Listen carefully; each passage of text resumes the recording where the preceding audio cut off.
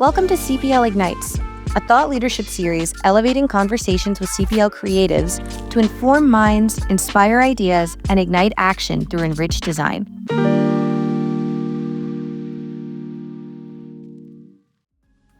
Well, thanks for being here and lending us your expertise. We're here today to talk about all things lab design.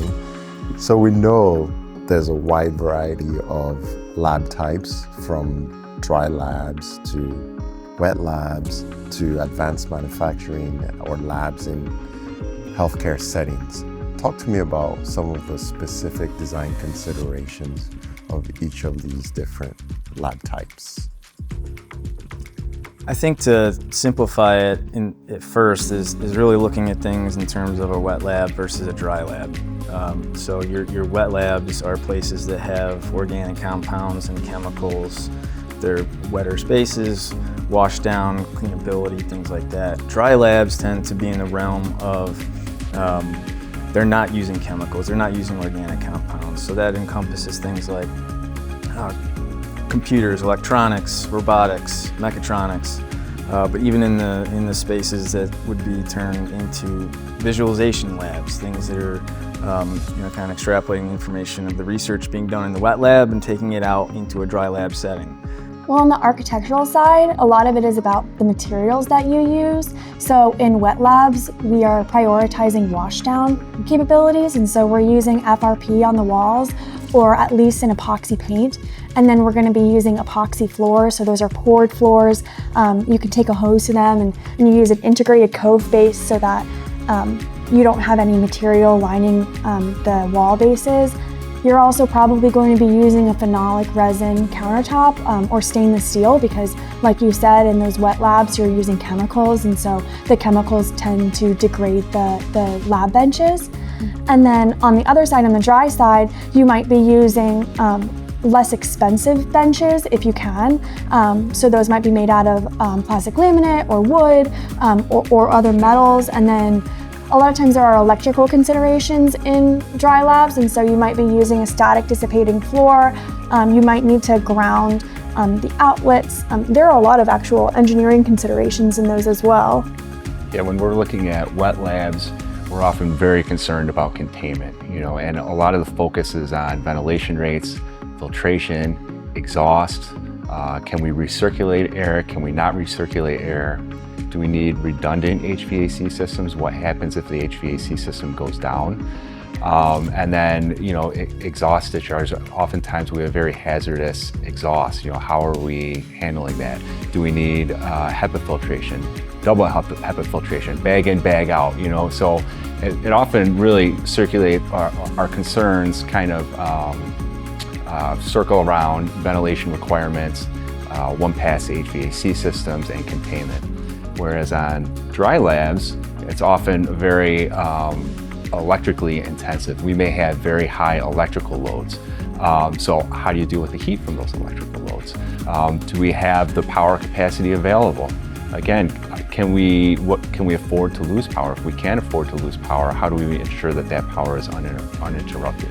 We also talk a lot about requirements of what chemicals are being used. Is there an emergency shower required? Eye washes, sink placement. You usually really try to put them somewhere convenient to encourage people to wash their hands as they leave the lab.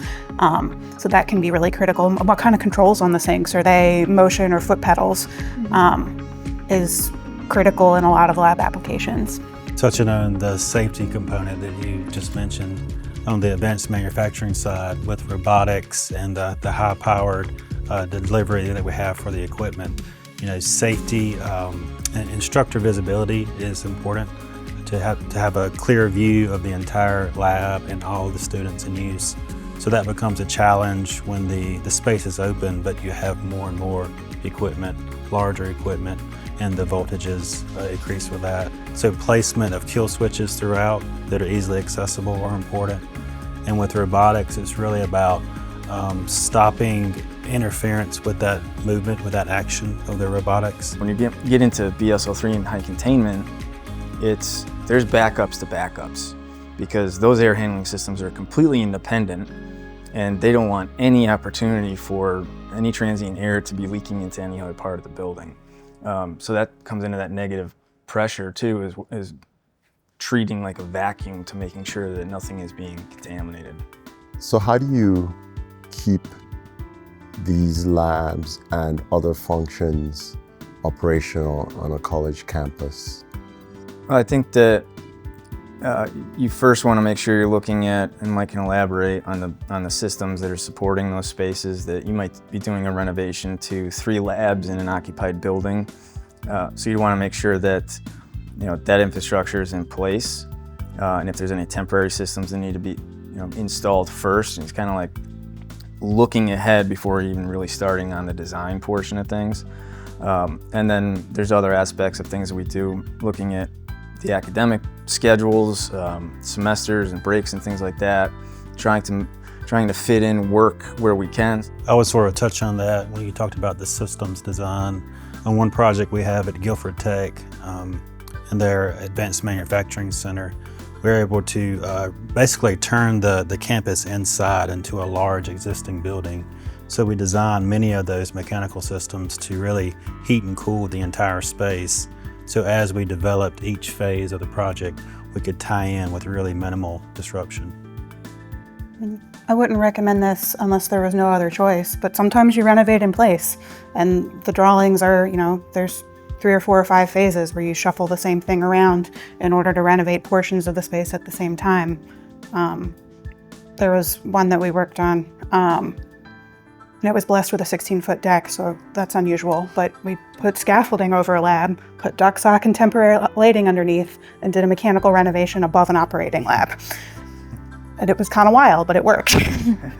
And we do renovations, obviously for existing buildings, and that includes a lot of phase design. But we also, when we're doing new buildings, we plan for certain buildings to be phased. So for instance, for Wake Forest Atrium Health at the Clarkson campus, we're doing an autopsy facility, and that facility is originally planned for about 18,500 square feet, but their full long-term 30-year plan is for 36,000 square feet. So that building is planned to double in size. So we worked with Mike and our team, and we planned exactly where that building would expand. It expands on 3 sides out of 4, and it's quite extensive, but we planned it through material studies, we planned it through operational studies, so they don't have to shut down their autopsy in order to continue expanding the building, and then we planned it through mechanical as well. So we're seeing that in the marketplace there's a high demand now for skilled professionals. How are our lab designs in educational settings relating to that demand? We're always asking each other about making sure that the lab spaces that we're creating are what these students are going to go use at their professional career. So, we even have clients that we work with in the kind of private sector that allow us to see what the trends are in terms of kind of the professional application of the research going on today. So we can take that back into the education setting and implement that so that it's not a major gap in terms of how workflow and research is being done from one level to the next. Yeah, I would say on mirroring the workplace, it really comes in early with establishing the key partnerships. And those are really industry partners as well as peer partners for other universities and colleges. And so really day one, we establish those and we start to work with those financially for donations such as equipment, as well as opportunities for training and showcasing the programs. And so what we're trying to do is establish the labs that sort of mirror that workforce. And so in advanced manufacturing, you see the large open spaces, as you see visibility, exposed structures. And what's really important for future flexibility is delivering utilities in a flexible way. So those are often exposed and delivered from overhead. So as we've been discussing lab planning in specific settings and how they translate to other settings, can we just touch on this idea that whether it's higher education settings or professional settings or public versus private settings, lab planning is something that can transform through those different realms. Yeah, I mean, I think in a lot of the discussion we had today, we've talked about projects in every one of those different types of sectors. And whether it's in the community college world, it's workforce training, the partnerships that you've spoken about in terms of mimicking, say, a welding lab, or whether it's a partnership with a larger university that is going to have a pipeline of engineers coming out of it to go work with Toyota or Tesla. The fact that we're working with all those different entities gives us a perspective that's unique, because we're able to bring our expertise to the table with all of those different clients, understand what it is that they're all doing individually, but also together. And we can use our internal resources to make sure that we are planning those facilities effectively. One of the rewarding things about working on these laboratory spaces is that they're very challenging as far as building systems design. There's common threads between the different types of laboratories, but there's very extreme differences as well, right, in how we apply those things.